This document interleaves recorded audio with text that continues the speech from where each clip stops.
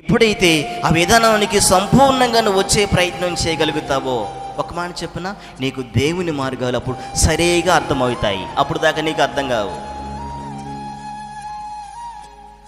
25వ కీర్తన 4వ వచనం చదివి ఆగుదాం.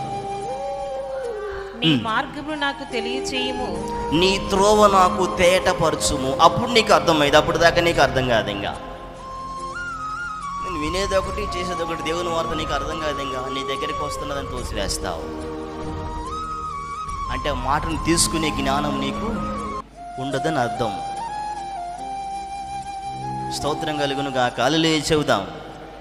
అందుకే బైబిల్ చెబుతుంది, నువ్వు దేవుని మార్గాలను నీకు తేటపరచబడాలంటే మొదట నీ మనోనేత్రాలు తెరవబడితేనే నీకు అన్ని అర్థమైపోతాయి. హల్లెలూయా.